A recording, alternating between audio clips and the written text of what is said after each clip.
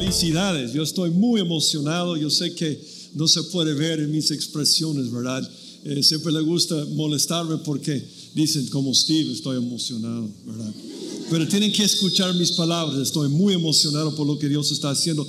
Quizás no solamente por tener un lugar los domingos, sino durante toda la semana, ¿verdad? Tantas cosas que podemos hacer acá y un lugar tan bonito, ¿verdad? No es bonito este lugar. Y yo creo que como estaban diciendo en el video, lo que esperamos en el futuro es alcanzar muchas personas. Estoy muy emocionado por lo que ha pasado en el mes de julio.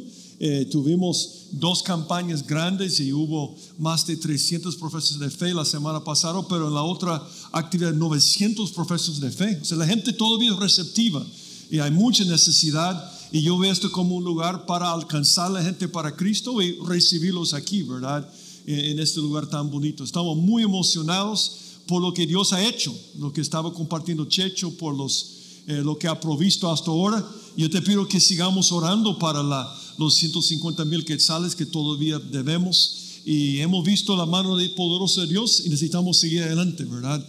Para que podamos pagar todo esto. Pero qué bendición estar aquí esta mañana con ustedes. Para mí es un privilegio. Cuando yo conocí a Rosemary, era una adolescente, ¿verdad? Chiquita, y también cuando conocí a Checho era un poco mayor que ella, ¿verdad? Pero los he conocido muchos años y somos familia, y es una bendición estar con ustedes. Yo creo que la última vez que estuve con ustedes fue cuando en el año 2021, 2022, si más me recuerdo, y en algunas campañas también. Algo que siempre me gusta los domingos, yo crecí en un hogar ateo, entonces no sabía nada de iglesia ni la religión, y algo que a mí me fascinaba mucho cuando me convertí era venir a una iglesia. Para muchas personas venir a la iglesia es un rito religioso. Para mí era algo fascinante. Yo escuchaba a la gente cuando me convertí quejarse mucho de los otros cristianos de la iglesia. Yo nunca entendí esto, porque cada vez que nos reunimos algo milagroso sucede. Algo milagroso sucede. La Biblia dice que nosotros cuando nos reunimos somos el templo de Dios. Individualmente somos el templo del Espíritu Santo. Tú conoces este pasaje. O ignoráis, que vuestro cuerpo es templo del Espíritu Santo, el cual está en vosotros, el cual tenéis de Dios y que no sois vuestros. La Biblia enseña claramente que al convertirse, tú te conviertes en el templo del Espíritu Santo, la morada del Espíritu Santo. Eso es una cosa que realmente hace la gran diferencia entre el cristianismo bíblico y todas las otras religiones, que cuando recibes a Cristo vive en ti y tú estás en Él. Esa es una cosa milagrosa. Pero es curioso, dice que yo soy el templo del Espíritu Santo. Si nunca me congrego, soy el templo del Espíritu Santo. Pero algo milagroso, algo casi, si puedo usar la palabra místico, sucede cuando nos reunimos. Nos convertimos en el templo de Dios. Te animo a buscar todas las citas que dicen templo de Dios versus templo del Espíritu Santo. Porque cuando 2 o 3 están congregados en mi nombre, dice Jesús, ¿qué dice? Yo estaré entre ellos. En Apocalipsis, cuando está hablando Jesús a las iglesias, dice que tiene 7 candeleros en sus manos. Dice que los candeleros representan las iglesias. Y cuando habló con la iglesia en Éfeso, él dijo: si ustedes no se arrepienten porque han perdido su primer amor, yo voy a quitar el candelero. ¿Qué está diciendo? Hay una parte milagrosa que sucede cada domingo cuando nos reunimos, porque Jesús llega entre nosotros. La advertencia para esta iglesia es que voy a quitar el candelero. Van a congregarse, pero yo no voy a llegar. Entonces, cuando nos congregamos, somos el templo de Dios. Jesús está aquí. Jesús está sentado a la par tuya. Y Jesús quiere tener otro encuentro contigo durante este tiempo tan especial. Por eso te emocionas cuando cantas con otras personas. Por eso te gusta estar con otras personas, porque nos convertimos en el templo de Dios. A las 10:30 de la noche, esta noche, esto no va a ser el templo de Dios. Va a ser un lugar vacío. Pero cuando nosotros vengamos cada vez, es el templo de Dios. Y yo quiero hablar sobre esto con un pasaje extraño en el libro de Marcos. Quiero que busques en Marcos capítulo 11. Y yo me atrevo a decir que Marcos tiene uno de los pasajes más extraños de toda la Biblia. Y yo quiero que veamos uno de esos pasajes, pero que habla de esta cosa de ser el templo de Dios. Dice Marcos 11, y quizás para tener el contexto quiero leer la historia, porque al leer la historia te vas a ubicar donde estamos en la vida de Jesús. Dice, versículo 1, cuando se acercaban a Jerusalén junto a Betfagé y a Betania, frente al monte de los olivos, Jesús envió 2 de sus discípulos y les dijo, id a la aldea que está enfrente de vosotros, y luego que entréis en ella hallaréis un pollino atado en el cual ningún hombre ha montado, desatarlo y traerlo. Y si alguien os dijere, ¿por qué hacéis eso? Decid que el Señor lo necesita y que luego lo devolverá. Fueron y hallaron el pollino atado afuera de la puerta en el recodo del camino y lo desataron. Y uno de los que estaban ahí les dijeron, ¿qué haces desatando el pollino? Ellos entonces le dijeron como Jesús había mandado y los dejaron. Y trajeron el pollino a Jesús y echaron sobre él sus mantos y se sentó sobre él.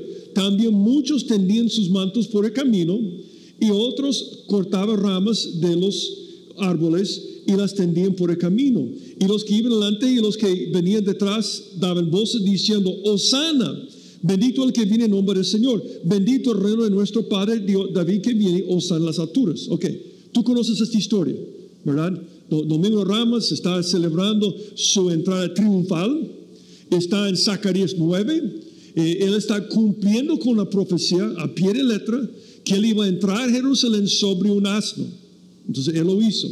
Él entraba para ser su rey. Por eso están diciendo Hosana, que nos salve, ¿verdad? Bendito el Hijo de David y todo esto, porque ellos están reconociendo que viene el rey a Jerusalén. Es un momento emocionante, pero algo muy extraño sucede en esta historia. Es muy extraño porque vemos este momento de tanta emoción, de tanta alegría, de tanto gozo, celebrando la venida del rey. Y dice el versículo 11, los pasajes más extraños, donde dice en versículo 11, y entró Jesús en Jerusalén, y en el templo, aquí puse esa es una maqueta, ese es un modelo del templo, porque el templo fue destruido. Cuando tú ves en las imágenes, las noticias, las personas orando delante de un muro, esa es la única parte que ha quedado, pero realmente no es parte del templo en sí, es parte de alrededor del templo. Entonces el templo fue destruido, pero básicamente viendo todas las dimensiones, así era, un lugar grande. Y es interesante que Jesús entró en el templo, y mira lo que dice aquí, en versículo 11. Y entró Jesús en Jerusalén, y en el templo, y habiendo mirado alrededor todas las cosas, como ya anochecía, se fue a Betania con los 12. No es extraño para ti que Jesús entra en Jerusalén, que es su ciudad, es donde iba a poner su trono, entra y todo el mundo está aclamándole, y llega a este lugar, entra en el templo, que es su casa, echa una mirada por todos lados y se va. ¿Por qué se fue? ¿Por qué no se quedó? De hecho, tengo una pregunta. ¿Cuántas veces, según la Biblia, durmió Jesús en Jerusalén, su ciudad? ¿Cuántas veces nos dice la Biblia que Jesús quedó la noche en Jerusalén? Nunca. Nunca. Siempre se iba para Betania y vamos a ver por qué.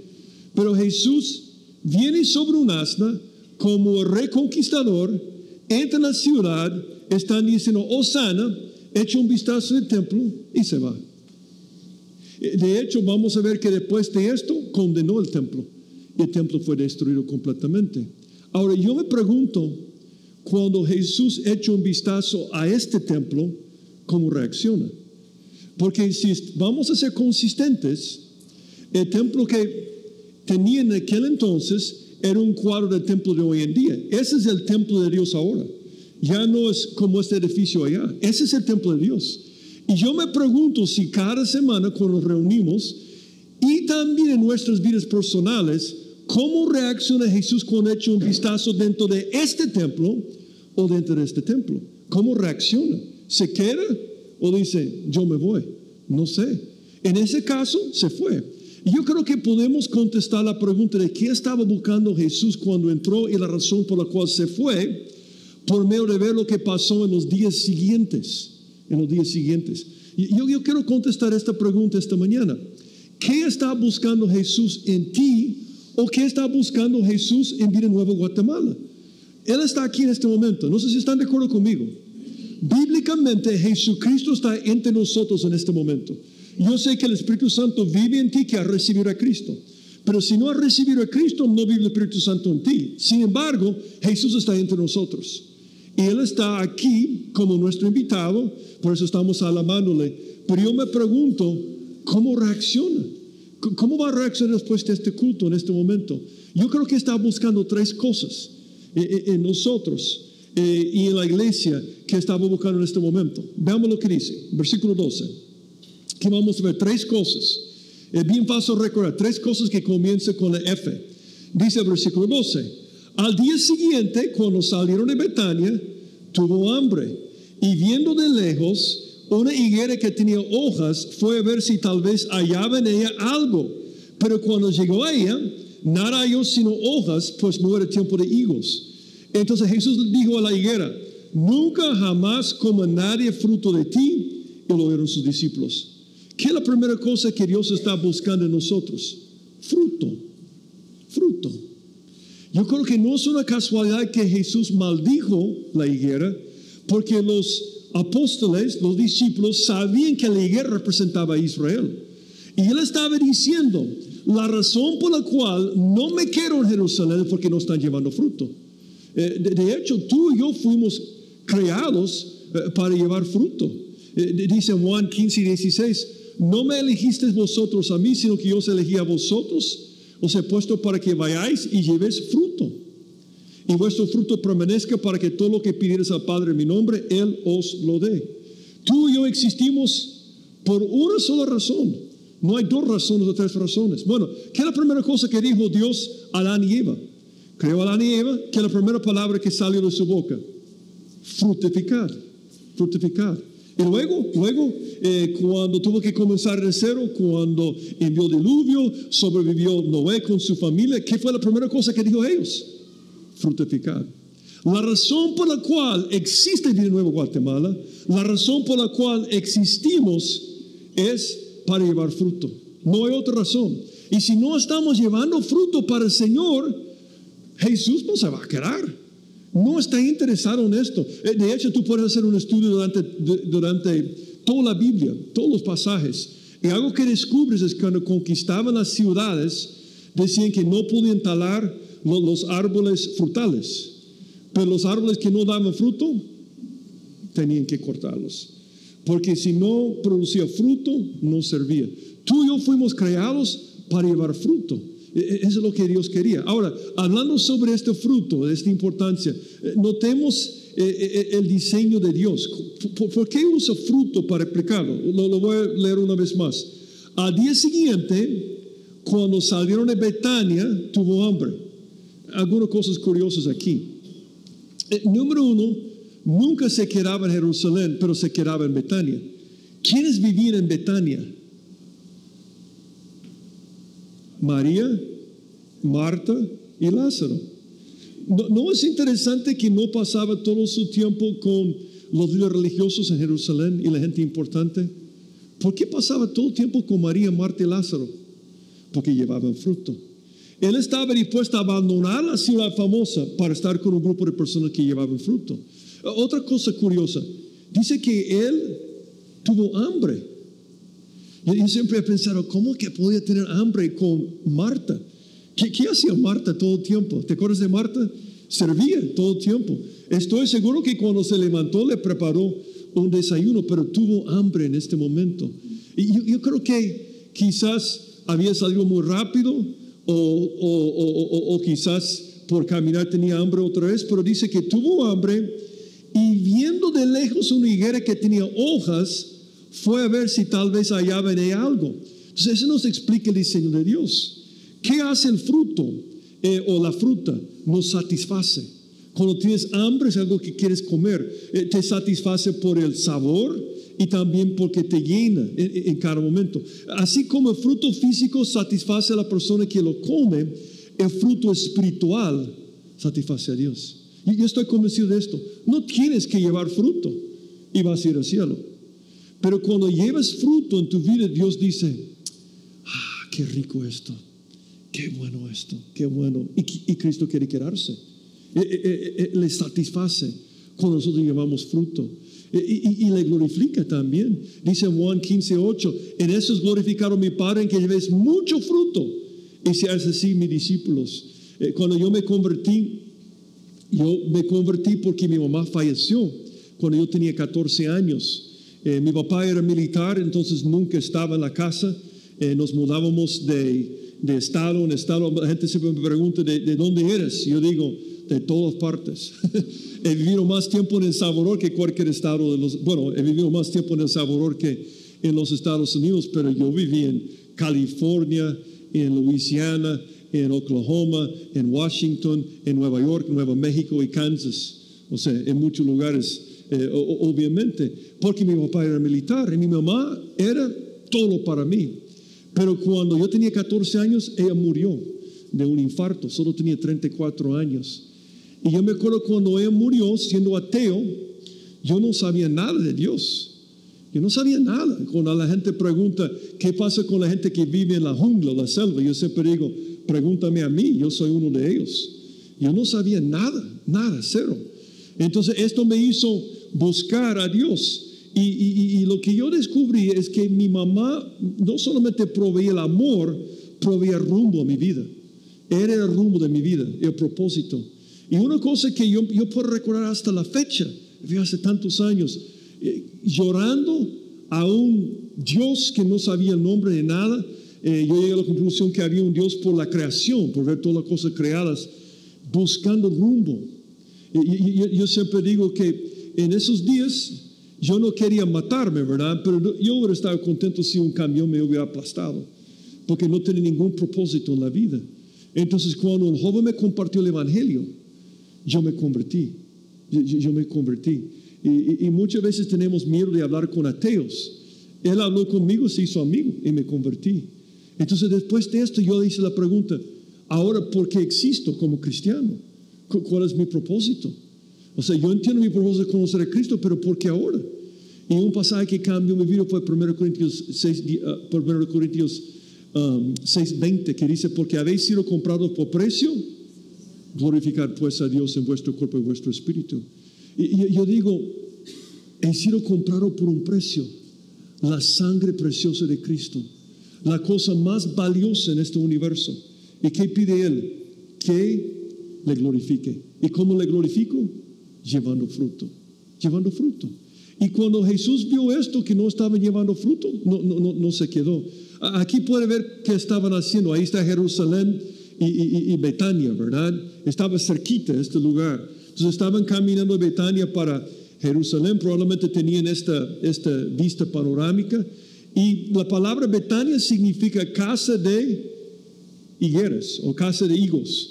Es un lugar que tenía muchos higueras. Entonces no era extraño que encontraron esto. Entonces cuando él maldijo la higuera, ellos entendieron que estaba hablando sobre Israel. Dice en Oseas 9:10, como uvas del desierto hallé Israel, como la fruta temprana de la higuera en su principio vi a vuestros padres. Ellos acudieron a Baal Peor, se apartaron para vergüenza, se hicieron abominables como aquello que amaron. Es interesante que cuando los discípulos vieron que había maldecido esta higuera, ellos pensaron, esto representa a Israel. Israel fue puesto para producir fruto. Y él estaba diciendo, ¿te acuerdas en otro lugar? Cuando una higuera no había producido fruto, dijo, dele 3 años. ¿Se acuerdan de esto? Y si no da fruto después de 3 años, hay que cortarlo completamente. Entonces Dios quiere esto en nosotros. Es una pregunta, ¿estamos llevando fruto? Porque cuando no llevamos fruto, mira lo que dice, esto en versículo 13. Pero cuando llegó a ella, la higuera, nada halló sino hojas, pues no era tiempo de higos. Esto es la desilusión de Dios. Era puras hojas. Interesante cómo habló de Israel. Dijo, Israel es una frondosa viña, muchas hojas, ¿verdad? Que da abundante fruto para sí mismo, conforme a la abundancia de su fruto, multiplicó también los altares, conforme a la bondad de su tierra, aumentaron sus hilos. Pensemos por un segundo. Cuando un árbol solo tiene hojas, ¿para quién está produciendo? Para sí mismo. O sea, cualquier árbol frutal que produzca fruta lo está haciendo para otra persona. ¿Están de acuerdo conmigo? Pero si no hay frutos, ¿para quién? Es para mí. Y dice en este pasaje, Israel se preocupa por sí mismo, no se preocupa por otros. En esta mañana, bueno, cuando un árbol tiene hojas pero no tiene fruto, está dando fruto para sí mismo. Yo tengo una pregunta, ¿para quién estás dando fruto? ¿Para Dios o para ti mismo? Cuando Dios vea tu vida y lo que tú haces, cómo inviertes tu dinero, tu tiempo, tus talentos, ¿qué piensa Dios? Es un árbol frondoso, se preocupa por sí mismo, quiere dar fruto para sí mismo, vive para sí mismo. Entonces Dios dice, yo no quiero quedarme ahí con esto.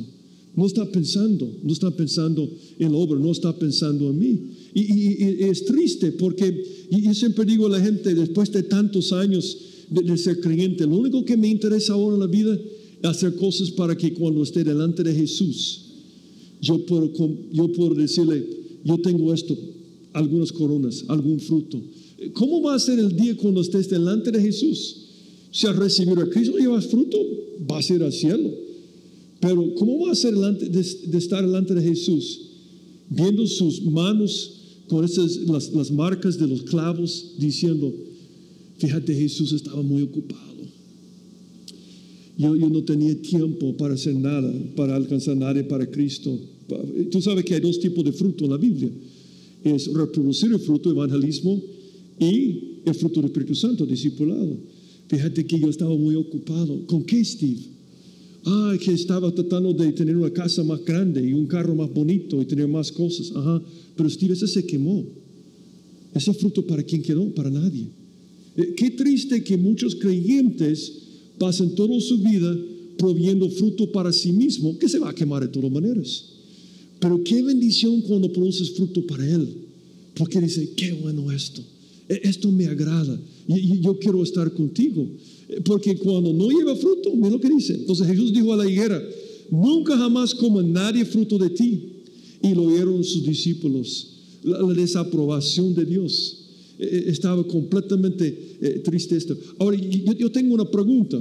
Porque quizás cuando estaba leyéndolo quedó una inquietud. ¿Por qué maldijo el árbol si dice, nada halló, esto en la última parte del versículo 13, nada halló sino hojas, pues no era tiempo de higos? Y yo tengo una pregunta. ¿Por qué maldijo el árbol por no tener higos si no era tiempo de higos? Me estoy explicando, no es extraño para ti. O sea, dice que él llega, no ve fruto porque no era tiempo de higos y maldice el árbol. ¿Por qué? Yo creo que algunos dicen porque sabía que no iba a producir fruto. Yo creo que no. Yo creo que necesitamos entender la higuera. Yo no sé cuántos aquí han visto una higuera o cuántos han comido higos. Pero la higuera es un árbol frutal completamente diferente de los otros árboles. ¿Cómo funciona un árbol frutal normal? ¿Qué sale primero? Hojas. Segundo, flor. Tercero, fruto. ¿Están de acuerdo conmigo? Todos los árboles menos uno. Todos los árboles menos uno. De hecho, la palabra en chino por higuera es fruta sin flor. No tiene flor. Yo iba a preguntar cuántos han visto la flor en una higuera y no existe. ¿Sabe cómo funciona solamente este árbol? Porque Dios quiere enseñarnos una lección y nos enseña mucho la creación. Es el único árbol donde salen los higos más las hojas al mismo tiempo. No sé cuántos aquí han comido higos verdes. ¿Entienden lo que estoy diciendo? Cuando salen las hojas, ¿qué salen? Los higos verdes. Ahora, en el futuro es el tiempo de la cosecha para los higos. Entonces, el hecho que no había higos en este momento significa que no iba a haber en ningún momento. Entonces, salen al mismo tiempo. Entonces, ¿por qué maldice el árbol? Porque no ve los higos verdes en este momento. Una cosa más interesante sobre la higuera. La higuera, yo acabo de decir que no tiene una flor, pero sí tiene una flor. ¿Sabe dónde está la flor? Está adentro, sí, está adentro. Yo voy a regresar a estos pasajes en un segundo. Pero, ¿cómo funciona la higuera? Porque uno podría decir, ¿cómo puede funcionar un árbol sin polinizar y sin la flor? Es que lo que pasa es que tienen orificios chiquitos y vienen las avispas y polinizan adentro. Y esto es una higuera. ¿Dónde está la flor? Es el único árbol frutal. Es un cuadro del creyente, es un cuadro de Israel. ¿Dónde quiere que tú lleves fruto? Interno. Es un cuadro de esto. De hecho, tú puedes resumir toda la Biblia de esta forma. Dios desde el principio ha buscado un pueblo que lleve fruto. Eso es todo. No hay ninguna otra cosa. Y cuando una cosa no lleve fruto, no sirve para nada. Esos son los pasajes que acabo de saltar. Dicen en Juan 15, yo soy la vid, vosotros los pámpanos. El que permanece en mí, yo en él, este lleva mucho fruto. Porque separado de mí nada podéis hacer. El que en mí no permanece será echado fuera como pámpano. Y se secará y los recogen y los echan en el fuego y arden. Viene Jesús y dice, yo no sé cuántos aquí han tenido un árbol frutal que no ha dado fruto. Nosotros tenemos un palo de mango que quizás son los mejores palos de mangos en el mundo. Este produce mangos de calidad. Lastimosamente soy alérgico a los mangos, pero mi esposa me dice, mi familia, ellos aman los mangos como nadie, ¿verdad? Entonces, yo dije a uno de mis nietos, acabo de estar con unos nietos hace mucho tiempo, y me dijo, abuelo, ¿por qué no comes los mangos? Porque soy alérgico. Entonces, yo acabo de estar con ese nieto y le digo, mira, los mangos fueron increíbles este año, porque le encantan los mangos. Los mangos más ricos. Me dice, abuelo, ¿cómo sabe usted? Porque usted no puede comerlos. Se acordó, ¿verdad? Pero tenemos un palo de mangos increíble, pero con aguacates somos un desastre. Cada vez que digo esto, alguien me da un palo de aguacate. Y es decepcionante cuando siembras el palo de aguacate y pones abono y estás trabajando y esperando cuando llegue el tiempo para el fruto. Nada. Muchos de nosotros somos así. Dios ha invertido tanto en nosotros. Bueno, solo la muerte de Cristo y su sangre, pero nos dio dones. Dice la Biblia que cuando Jesús resucitó, Él fue al cielo para bajar, para darnos dones. Tú tienes dones, tienes tiempo, tienes dinero, y cuando no damos fruto es como tener un palo de fruto y no da nada. Qué decepcionante esto. De hecho, yo acabo de decir, Dios siempre estará buscando un pueblo que lleve fruto. Y por no llevar fruto, Israel, por eso existe la iglesia. Por tanto digo que el reino de Dios será quitado de vosotros, Israel, y será dado a gente que produzca los frutos de él. La vida se puede resumir en esto. Tú existes para llevar fruto. Si estás llevando fruto para ti mismo, no para Dios, le decepciona mucho. Está muy decepcionado. Y yo creo que es algo que debemos recordar. ¿Por qué Jesús echó un vistazo y no se quedó? Porque no había fruto. No había fruto. Segunda cosa. Y pueden recordar, bien bonito esta flor, ¿verdad? Segunda cosa, versículo 15. Es la segunda cosa que está buscando. Dice, vinieron pues a Jerusalén y entrando Jesús en el templo, comenzó a echar fuera a los que vendían y compraban en el templo. Y volcó las mesas de los cambistas y las sillas de los que vendían palomas. Y no consentía que nadie atravesase el templo llevando utensilio alguno. Y les enseñaba diciendo, no está escrito, mi casa será llamada casa de oración para todas las naciones, mas vosotros la habéis hecho cueva de ladrones. Y lo oyeron los escribas y los principales sacerdotes, y buscaban cómo matarle, porque le tenían miedo por cuanto todo el pueblo estaba a mirar esa doctrina. Pero llegada la noche, Jesús salió de la ciudad. Esa es la segunda vez que Jesús entró en el templo y echó fuera los cambistas. ¿Te acuerdas la primera vez? Cuando comenzó su ministerio. Y dice que cuando lo hizo, dice que el celo de tu casa me ha consumido. Esa es la segunda palabra que está buscando. Celo, o quizá voy a usar la palabra fervor. Él vino a un pueblo buscando personas fervientes para el Señor, pero estaban fervientes para el dinero. Y por eso sacó los cambistas.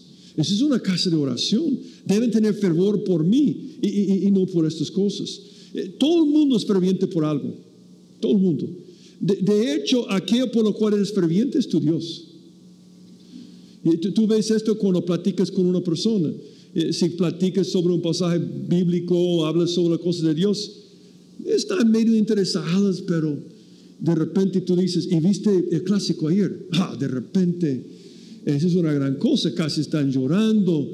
y están gritando y están hablando y tienen fervor por esto y está jugando, me voy a vestir y no es malo ver el fútbol, no estoy diciendo esto, pero tú puedes ver el fervor en la gente por lo que les consume, lo que es muy importante para ellos. Y Dios está buscando no solamente frutos, sino fervor por estas cosas. Dice Romanos 12:11, en lo que requiere diligencia, no perezosos, fervientes en espíritu, sirviendo al Señor. Y cuando tú eres ferviente por algo, cuando hay fervor, le sirves. Si no estás sirviendo al Señor, no es una gran cosa para ti, no es muy importante. Pero tú vas a invertir tu tiempo en algo, vas a buscar un lugar. Ese es este celo, este deseo, estas ganas. Entonces viene Jesús y Él saca los cambistas. ¿Fue pecado esto? No, fue indignación justa. Ellos estaban violando la ley por el lugar donde lo estaban haciendo. Como yo mencioné, lo hizo al principio de su ministerio. Y dijo a los que vendían palomas, quitad de aquí esto y no hagáis de la casa de mi padre casa de mercado. Entonces se acordaron sus discípulos que está escrito, el celo de tu casa me consume. Es celo, es celo. Dice Tito 2:14, quien se dio a sí mismo por nosotros para redimirnos de toda iniquidad y purificar para sí un pueblo propio celoso de buenas obras. Es una cosa muy triste. Y a mí me costó cuando me convertí. A veces yo pienso que quizás fue una bendición no crecer en un lugar religioso, no sé. Pero yo no entendía cómo una persona podía llegar a una iglesia y no hacer mucho para el Señor. Para mí fue la cosa más impactante. Yo cuando tenía como 16 años, cuando un joven me comenzó a hablar de Cristo, era uno de esos jóvenes que se había convertido, pero de verdad, y hablaba con todos los jóvenes en nuestra clase. Teníamos 400 jóvenes. Yo estudié en una escuela pública grande. Teníamos 400 estudiantes. Yo creo que él habló con cada uno de Cristo. Y él siempre me decía cosas como esto: Steve, tenés que aceptar a Cristo, va a revolucionar tu vida. Va a ser algo completamente diferente. Va a ser una revolución en tu vida. No sé cuánto, va a ser radical. Y yo me acuerdo, cada vez que me decía esto, yo decía, esto vale la pena. Hace unos años yo lo vi y yo le dije, gracias por no decirme lo siguiente. Acepta a Cristo, Steve. Solo tenés que ir a la iglesia una vez a la semana. Solo un culto. Solo tenés que aguantar 2 horas nada más y ese es tu cristianismo. Yo hubiera dicho, ¿para qué? Yo no entiendo. A mí me cuesta entender gente religiosa. Y el que perder el tiempo. Para mí es perder el tiempo. Y yo pensaba, esa es la cosa más grande que he visto en mi vida. La iglesia, Jesús está aquí con nosotros. Jesús que murió por mí. Él es todo para mi vida porque entregó su vida por mí. Es una cosa emocionante. Debemos salir a compartir esto con otras personas. Fanático. No, normal. Para mí, ¿cómo puede una persona decir que tiene relación con el Creador del universo, que nos salvó de nuestros pecados y no le mueve a vivir para llevar fruto? No entiendo esto. Y por eso yo creo que la cosa que da más náusea a Dios es una persona tibia. Bueno, lo dice la Biblia. Y conozco tus obras, que ni eres frío ni caliente. Ojalá que fueses frío o caliente, pero por cuanto eres tibio, no frío ni caliente, te vomitaré de mi boca. Cuando yo era un niño, mi mamá, para castigarme, si yo salía a jugar, digamos que yo salía a jugar, después de ir a la escuela, de regresar a la escuela, como a las 3 de la tarde, 4 de la tarde, yo decía, voy a salir a jugar, ok, tenés que venir a las 5 para comer. Si no llegaba a las 5, ¿sabe lo que hacía mi mamá? Ella dejaba el plato de comida caliente sobre la mesa desde las 5. Y yo me acuerdo que ella me obligaba a comer comida tibia. Eso es lo peor en el mundo. Si fuera sábado por la mañana y me levantaba temprano y decía, yo voy a salir para jugar, me decía, tenéis que regresar a tal hora para comer. Y si eran cornflakes, los dejaba en la leche. ¿Cuántos han comido cornflakes empapados con leche mucho tiempo? Así eres para Dios si no tienes fervor por Él. Hay muchos cristianos o que dicen que son cristianos que son como cornflakes empapados con leche. Dicen, o como café tibio. Terrible esto, ¿verdad? Uno dice, ¿por qué? Ni huele ni hiede, ¿verdad? Es como que ¿Para qué? Yo digo, es mejor no tener nada que ver con esto. Qué ridículo hacer un rito religioso. Y dice Jesús, entra en el templo y dice, es un montón de religiosos, voy a sacarlos de aquí. Eso debe ser algo radical, con fervor, para cambiar el mundo completamente. De hecho, en el mismo contexto de esto, mira lo que dice, yo reprendo y castigo a todos los que amo. Sé pues, fervor y arrepiéntete. Yo dije que yo crecí en un lugar sin emociones. Por eso siempre me molestan Rosemary, Checho y otros que dicen, como dice Steve, estoy emocionado, muy emocionado. Eso está impactando mi vida. Porque yo crecí en un lugar donde mi papá es descendencia alemana y militar. Tú puedes, determinar sus emociones, su nivel de emociones, cero emociones. De hecho, tenemos algunas fotos con mis dos hermanas. Yo tengo dos hermanas donde estamos espaciados así, ¿verdad? Eso es de la familia. Y mis hijos que crecieron en El Salvador están muriendo de risa porque ellos son cariñosos y ellos no se parecen latinos, pero ellos son latinos, mis 4 hijos. Entonces, ellos les da risa todo el tiempo. Pero algo que a mí me fascina, aunque yo soy así, es cristianos que tienen esta emoción de servir al Señor, entusiasmo, que tienen ganas de hacerlo, fervor, fervientes, porque entienden de qué se trata en esta vida. Y esta fue la situación aquí. Una cosa más, antes del último punto. Nota lo que dijo Jesús aquí, que le molestó mucho. Es una enseñanza para nosotros aquí en este templo. Dice, número 1 dice en versículo 16, y no consentía que nadie atravesase el templo llevando utensilio alguno. Él estaba actuando como el juez. ¿Sabe lo que estaba diciendo? Desde este momento adelante el templo está cerrado. Y fue quemado unos años después. Si este lugar no sirve para ganar gente para Cristo, llevar fruto y tener fervor, no quiero que exista. Yo lo cierro. No tiene ningún propósito. Voy a quitar el candelero, no voy a llegar. Entonces él lo hizo en este momento. Y dice en versículo 17 su queja. Y les enseñaba diciendo, no está escrito mi casa será llamada casa de oración para todas las naciones. Él estaba citando este pasaje aquí. Él está citando Isaías. Y los llevaré a mi santo monte y los requeriré en mi casa de oración. Sus holocaustos y sus sacrificios serán aceptos sobre mi altar, porque mi casa será llamada casa de oración para todos los pueblos. Muchas veces cuando pensamos en el templo de Israel, el edificio, pensamos en una cosa solamente para los judíos.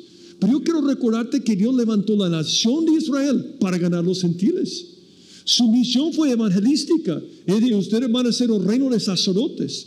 Yo voy a usarlos para ganar a los gentiles. Ese es su propósito. Entonces, cuando diseñó el templo, yo no tenía ese español, pero yo creo que puedes entenderlo. Ahí donde dice Holy Place, lugar santísimo, altar, ese es el atrio de Israel. En esta zona solo pueden entrar los hombres. Después, el atrio de las mujeres. Aquí en esta zona aquí.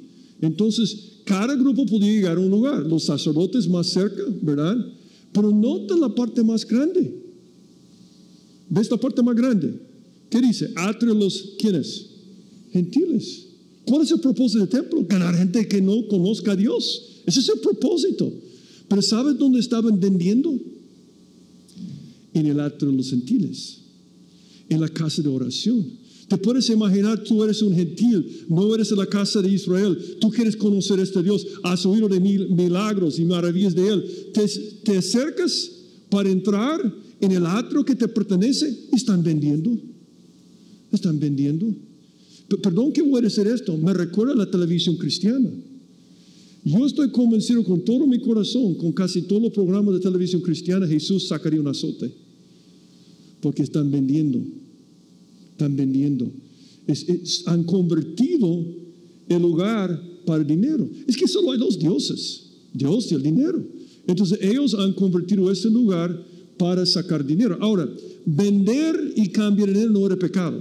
Quiero aclarar algo aquí muy importante. Tenían que vender porque ellos tenían que tener animales aprobados por los sacerdotes. ¿Estamos de acuerdo con esto? Sin mancha, tú has oído esto. Entonces un sacerdote tenía que revisar tu sacrificio. Era mucho más inteligente comprar algo ya aprobado por los sacerdotes. Por eso vendían. También cambiar dinero no era pecado. Acuérdate que cada vez que subían a Jerusalén, venían de otros países y tenían que cambiar el dinero. El problema es el lugar donde lo hicieron. Lo están haciendo lugar para ganar gente para Cristo o para Dios. Y están convirtiendo la iglesia en un lugar de dinero, que es un error terrible en este momento. Y lo llamó una cueva de ladrones. Porque dice, si uno compraba un animal afuera, como una paloma, te costaba la mitad de tu salario de trabajar un día. Pero adentro, 45 días de trabajo. Entonces los religiosos se estaban aprovechando, sacando dinero. Cuando yo me convertí, yo siempre tenía que tratar con esto con mi familia atea, que criticaba la iglesia por dinero, porque veían todo esto. Y yo voy a orar por tu cáncer si me envías $100. O sea, todo eso, yo decía, qué terrible esto. Jesús con el azote con esta cosa. Esa es una casa de oración. Este lugar donde estamos ahora debe ser una casa de ¿qué? Oración. Ese es su propósito. Cada vez al finalizar vamos a orar juntos. Y Dios va a decir, qué bueno, esto es una casa de oración. Pueden hacer un cambio en todo. Último punto. Ahora, uno puede decir, qué difícil esto. Cuando yo veo mi vida, qué difícil llevar fruto, porque yo tengo tantas cosas que hacer. Qué difícil con esto de fervor. Por eso Jesús termina con las palabras que cantamos. Vamos a ver algo que cantamos más temprano. Dice un pasaje muy famoso, pero es bueno verlo en su contexto. Voy a seguir con versículo 18. Y lo oyeron los escribas de los principales sacerdotes y buscaban cómo matarle, porque le tenían miedo, por cuanto todo el pueblo estaba admirando su doctrina. Tienes que recordar que ellos, y cuando dicen que admiraban su doctrina, están diciendo, él vivía lo que predicaba. Vivía lo que predicaba. Y dice, pero llega la noche, Jesús salió de la ciudad. Interesante, ¿qué pasó en la noche? Betania. Y va a regresar otra vez. No se quiere allá porque no hay fruto y no hay fervor. Pero una tercera cosa, que es el problema más grave. Versículo 20. Y pasando por la mañana, vieron que la higuera se había secado desde las raíces. Entonces Pedro, acordándose, le dijo, maestro, mire, la higuera que maldijiste se ha secado. Responde Jesús, les dijo, tened, tú puedes adivinar la tercera F, ¿verdad? Fe. Y algo que yo digo muy seguido, pero yo digo, tú necesitas esta cantidad de fe de creer que Dios te puede salvar a ti. Necesitas esta cantidad de fe de creer que Dios puede hacerlo con tu papá, tu mamá, tus compañeros de trabajo, de estudio. Pero necesitas esta cantidad de fe de creer que Dios te puede usar a ti. Todos los problemas se resumen en esto. Falta de fe. Falta de fe. Yo me conozco. Dios no ganó el lotín o la lotería cuando yo me convertí. Yo me conozco. Entonces la gran pregunta es, ¿qué tan grande es tu Dios? Yo escucho muchas veces de uno de mis amigos decir, fíjate que yo creo que yo no puedo hacer esto discipulado porque yo no soy muy elocuente, yo no soy muy inteligente, esto de evangelizar, yo soy muy tímido. Y yo siempre digo a mis amigos de confianza, si no son de confianza no lo digo, pero yo digo, pobrecito, tu Dios es tan pequeño, yo lo lamento tanto. Tu Dios es tan pequeño porque no puedes superar tus problemas. Tú eres un desastre tan grande que Dios no puede superarlo. Lo cual es sarcasmo, por supuesto. Pero es cierto, es cierto. Cuando tú no permites que Dios te use para llevar fruto, para alcanzar a una persona para Cristo, para discipular, estás diciendo, yo no tengo la fe de creer que me puede usar. Es igual con fervor y todo esto. ¿Cuánta fe tienes? ¿Cuánta fe tienes? Un pasaje, quizás mi pasaje favorito es Hebreos 11:6, dice, y sin fe es bastante difícil agradar a Dios. Dice esto, es imposible agradar a Dios. Es imposible. Todo lo que hemos visto hasta este momento se resume en esto. ¿Tienes la fe de creer que Dios te puede usar? ¿Tienes la fe de creer que Dios puede usar este lugar para alcanzar la ciudad de Guatemala y las otras naciones? La única cosa que nos falta esta mañana es fe de creer que Dios nos puede usar. Y no es usar al pastor, usar a otros, usarme a mí para hacer cosas grandes. Esa es la última cosa, tu fe en Dios. Tremendo lo que pasó aquí con Pedro. Es una cosa que alguien te dice que ha hecho un milagro y no puedes comprobarlo. Pero esto fue de aquí, de así a esto. O sea, él vio el milagro en este momento. Y es interesante que Pedro dijo, maestro, mira, la higuera que maldijiste se ha secado. Pedro dijo que Jesús había maldecido a la higuera, pero la verdad es que el árbol maldijo a sí mismo por no llevar fruto. Ese fue el problema, lo que tenemos que entender. Cuando nosotros no llevamos fruto, traemos una maldición sobre nuestras vidas y contaminamos a otras personas. Una de las cosas que más me inquieta de los evangélicos de hoy en día. Yo vine a El Salvador en 85 y yo me acuerdo cuando los evangélicos no eran tantos en Guatemala, El Salvador y Honduras. Ahora son los países con más evangélicos. Pero mucho me temo que muchos evangélicos, su palabra favorita es bendición. Y bendición para evangélico promedio significa esto: bendición. ¿Dónde está esto en la Biblia? Eso no está en la Biblia. Es la forma que Satanás nos puede engañar para que cada vez, hey, tengo un nuevo trabajo, qué bendición. Siempre con esto, que es una bendición cuando una persona se convierte, que su vida cambia. Esa es una bendición. Eso es lo que Dios está buscando. Pero muchos hemos cambiado este significado y nos preguntamos, cuando buscamos bendición en dinero, ¿por qué traemos maldición sobre nuestra familia? Ese es el problema aquí. Llevar fruto, ser ferviente y fe es lo que produce la bendición en nuestras vidas en cada momento. Y mire cómo termina. Dice lo que cantamos, ¿verdad? Porque de cierto os digo que cualquiera que dijera a este monte, quítate y échate en el mar, y no dudar en su corazón, sino creyera que será hecho lo que dice, lo que diga le será hecho. Por tanto os digo que todo lo que pidieres orando, creed que lo recibiréis y os vendrá. Y cuando estés orando, perdonad si tenéis algo contra alguno, para que también vuestro Padre que está en los cielos os perdone a vosotros vuestras ofensas. Porque si vosotros no perdonáis, tampoco vuestro Padre que está en los cielos os perdonará vuestras ofensas. Él concluye con este pasaje diciendo, necesitas fe. Algunas personas cuando leen esto dicen, ¿de cuál monte estaba hablando? Y yo escuché a una persona que está hablando del monte de los olivos. Y yo no estoy de acuerdo con esto. Yo creo que está diciendo cualquier cosa que te impide a llevar fruto y ser ferviente es tu monte. Muchos de aquí esta mañana pensamos en algunos montes para que podamos ser lo que Dios quiere que seamos. Alguna situación en nuestra familia, en nuestro matrimonio, en nuestro trabajo. Ese es tu monte. Y para quitar ese monte, la clave es tener fe. Es creer que Dios puede. La fe no es la clave para poder maldecir las higueras, sino la clave para vivir para no ser maldecido. Esa es la clave en la vida. ¿Tú te acuerdas lo que dijo Jesús? Os digo que pronto les hará justicia, pero cuando venga el Hijo del Hombre, hallará fe en la tierra. ¿Ves cómo funciona? Entra el rey en su entrada triunfal. Echa un vistazo en el templo de aquel entonces y dice, no veo fruto, no veo fervor. Bueno, veo fervor por dinero y no veo fe. Me voy. Y creo que es igual a mi vida. Está buscando esas tres cosas en mi vida. Y yo he aprendido algo, después de varios años de ser creyente.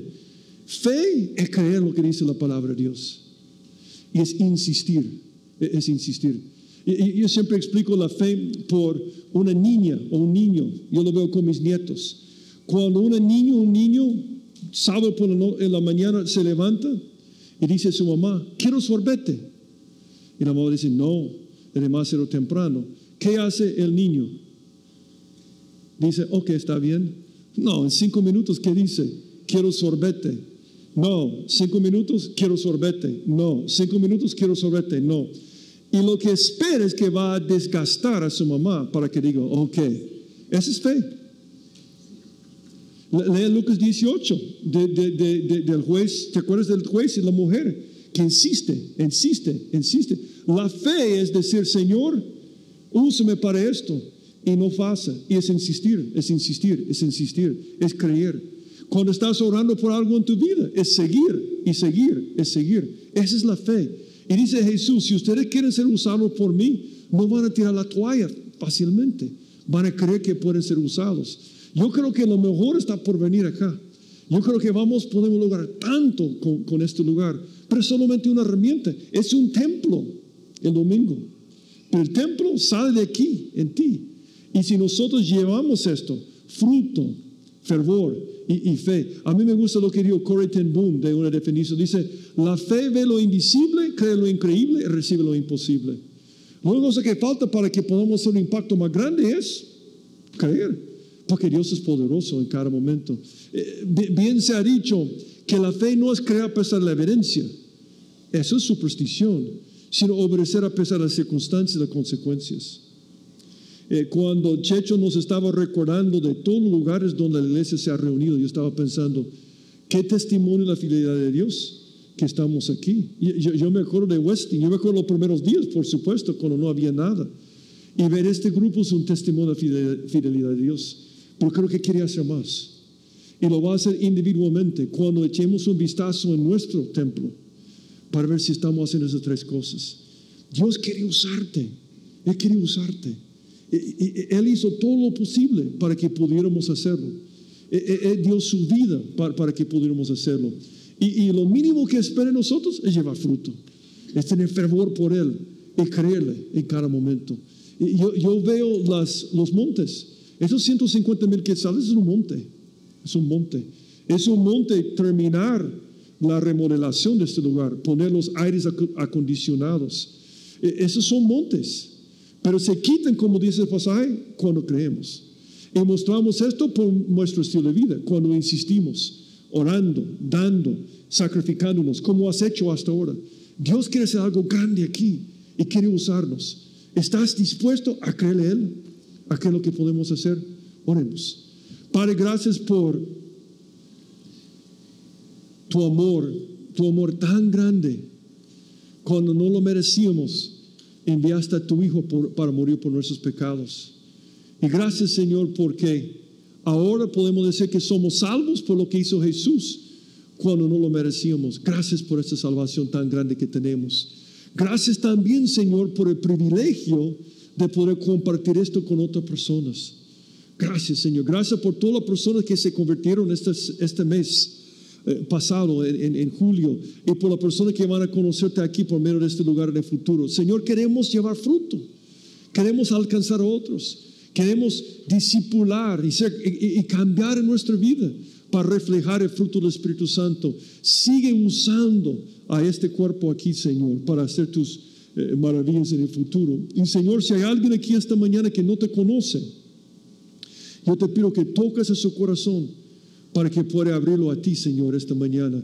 En el nombre de Jesucristo te lo pido. Y siempre con los ojos cerrados y la cabeza agachada. Quizás tú has venido esta mañana y tú dices, Steve, cuando yo veo mi vida, que no estoy llevando fruto, que no tengo este fervor, yo veo que mi problema podría ser que yo no conozco a Cristo personalmente. Yo realmente no soy el templo del Espíritu Santo. Yo no me he entregado mi vida a Jesús. Pero me he dado cuenta esta mañana que necesito recibir a Cristo, a convertirme en su templo esta mañana. Si ese es deseo de tu corazón, entregar tu vida a Cristo, recibir a Jesucristo en este momento, solo tienes que orar y pedirle que te salve. La Biblia dice, todo aquel que invocar el nombre del Señor será salvo. Y quizás no estás seguro de qué decir exactamente. Déjeme ayudarte con las palabras que yo dije cuando recibí a Jesús. Si te gustaría recibir a Cristo en este momento, repite esta oración conmigo en tu corazón. Y no tienes que orar en voz alta, pero di esto a Dios si quieres recibir a Cristo. Di, Padre Celestial, en este momento reconozco que soy pecador y que no puedo salvarme a mí mismo. Yo me arrepiento de todos mis pecados y te abro la puerta de mi corazón. Entra, Jesús, sálvame, cámbiame, pues yo me entrego a ti. Gracias por oír mi oración y gracias por salvarme. En el nombre de Jesucristo te lo pido. Siempre con los ojos cerrados. Yo quiero concluir orando por ti si tú oraste. Así que yo te pido que lo indiques si oraste levantando tu mano. Levanta tu mano. Si tú oraste en este momento, levanta tu mano. Habrá alguien que dice, yo acabo de orar, ore por mí. Levanta tu mano. Habrá alguien. Yo acabo de orar, ore por mí, por favor. Habrá alguien. Padre, gracias una vez más por tu amor y tu salvación.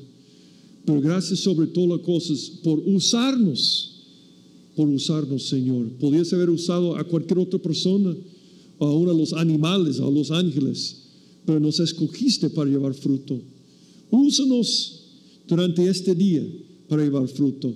Y Señor, yo te pido por este nuevo local que pueda servir para que muchas personas lleguen a conocerte, para que muchas personas sean enseñados y discipulados, para que tú estés aquí cada domingo entre nosotros, hablándonos, cambiándonos, usándonos, motivándonos a servirte aquí afuera de este lugar. Gracias por este milagro, Señor, por lo que tú has logrado por medio de Vida Nueva Guatemala, por este nuevo local. Te pido que lo bendigas y que nos uses grandemente. En el nombre de Jesucristo te lo pido. Amén. Amén. Llegamos a Vida Nueva Guatemala en el año 2021. Estábamos buscando un refugio, una iglesia que nos recibiera con nuestros hijos, y muy amablemente nos brindaron a nosotros el amor, el cariño, y nos abrieron las puertas de la iglesia. Llegamos en un momento en el que teníamos muchas cargas y definitivamente necesitábamos de la palabra de Dios. Nosotros llegamos a Vida Nueva en un momento en el que como familia sentimos que necesitábamos una nueva dirección. En el transcurso de la pandemia, varias iglesias cerraron, entonces se quedaron con servicios virtuales, y luego pues nosotros cuando ya decidimos congregarnos a una iglesia, estuvimos buscando varias en donde nosotros nos sintiéramos bien, donde aprendiéramos de la palabra del Señor y donde nuestros hijos pudieran estar cómodos, y buscamos varias iglesias, y pues en el 2022, en agosto, pues decidimos venir a Vida Nueva, y desde entonces pues acá estamos para la gloria del Señor. Yo llegué a Vida Nueva en un viaje misionero, necesitaban traductores porque los hermanos cheros no habían venido. Entonces mi hermana me dijo, venite a la iglesia y así traducís, y ahí fue cuando empecé. El punto que llegué aquí a Vida Nueva fue a mis 24 años, ¿verdad? Gracias a Dios pues me pude aquí convertir, ¿verdad? Con una conversión genuina, y estoy muy contento, la verdad. Llegamos a Vida Nueva cuando éramos unas niñas y nos encantó porque era como algo nuevo para nosotras, y eso nos permitió crecer conforme a la Biblia, y tener una buena relación también como familia nos unió más. De hecho, fue el año que me divorcié, entonces estoy un tiempo sin ir a ningún lado, y uno de mis hermanos, Daniel, fue el que me dijo que aquí había una puerta abierta y que era bienvenido a llegar, y empecé a asistir cuando estaban todavía en zona 9, y vi que la enseñanza que estaban dando ahí pues era realmente de la Biblia, no de un tema en particular, sino que era algo que sí me estaba llenando, y fue donde aquí fue mi hogar.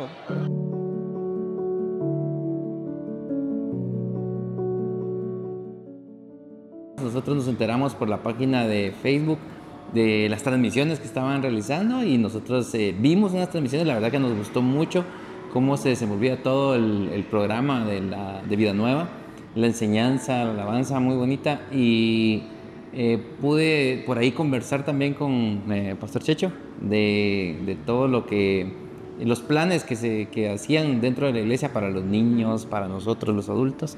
Entonces pudimos acercarnos al Hotel Barceló. Esa fue la sede al final donde nos empezamos a congregar hace 2 años que estuvimos ahí. Llegamos al Barceló y nos quedamos porque el ambiente como iglesia y como hermandad es muy agradable. Llegué aquí y gracias a mi padre, ¿verdad? Que él fue el que empezó a venir por aquí, él me invitó, y pues la verdad que me gustó mucho cómo se da todo, la gran familia que es, y pues nunca me sentí apartado, siempre me sentí unidos a ustedes, y gracias a Dios aquí estoy. Bueno. Cuando llegué a Vida Nueva se estaban congregando en el Westin, y me quedé porque me gustó mucho la enseñanza de la Biblia. Pues nosotros llegamos al edificio del Hotel Barceló, nos quedamos porque encontramos ese amor fraternal, esa recepción que fue calurosa, amorosa, ¿verdad? En aquel momento en que, como bien lo decía mi esposa, pues necesitamos un refugio.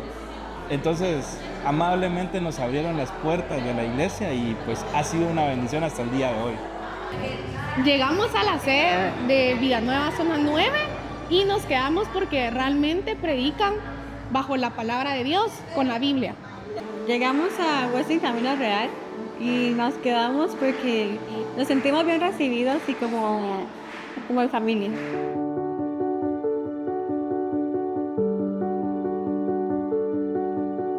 En este momento, así como en muchos momentos de mi vida, la iglesia ha sido algo que es necesario en mí. Es la comunión que puedo llegar a tener. Para nosotros Vida Nueva en este momento de nuestra vida significa nuestra segunda familia. Significa mucho en mi vida porque la verdad, como les comentaba, que aquí me bauticé incluso a mis 24 años en misa en conversión genuina, y aquí también empecé a recibir el discipulado y lo sigo implementando en mi vida, ¿verdad? Vida Nueva para nosotros significa un reinicio, significa refugio, significa calidez, enseñanza de la palabra de Dios también. Vida Nueva Guatemala para nosotros significa una familia y definitivamente significa una vida nueva a partir de que la conocimos. Vida Nueva para nuestra familia ha sido como nuestra casa. Nos hemos sentido muy unidos y nos encanta. Vida Nueva significa para mí una comunidad sana donde todos crecemos espiritualmente y donde he encontrado amigos que se han convertido en familia. Pues para nosotros como familia significa amor, nos recibieron con mucho amor. Nosotros apreciamos y agradecemos mucho porque sin duda el Señor quería que nosotros estuviéramos acá. También significa bastante palabra, hemos aprendido bastante, tal vez tenemos mucho tiempo de ser cristianos, pero acá hemos aprendido lo que en muchos años no hemos aprendido, lo hemos aprendido acá.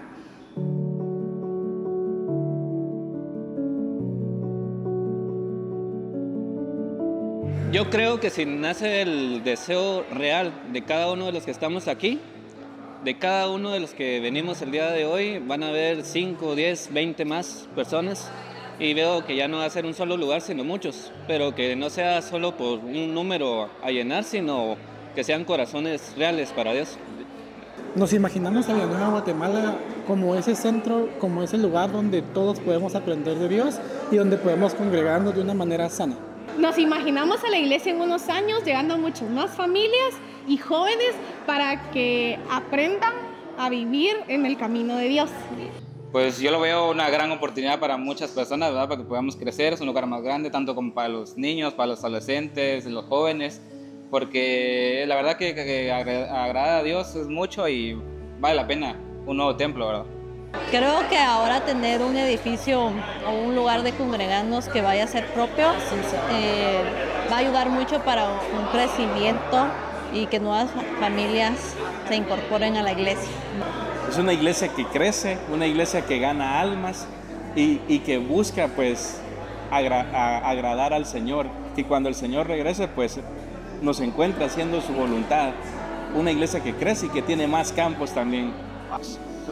Veo a Vida Nueva más unida, ganando más personas para el Señor.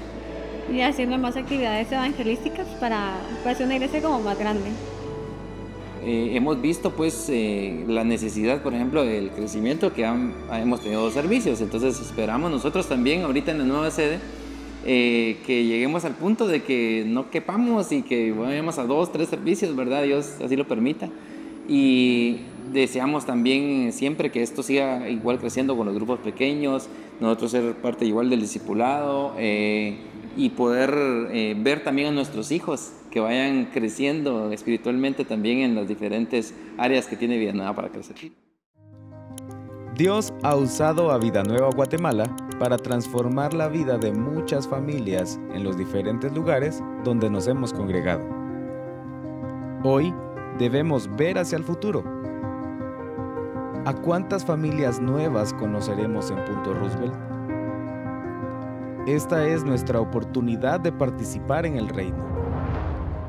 Sigamos trabajando para alcanzar un país que conozca a Jesús, crezca en Él y se comprometa a servirle.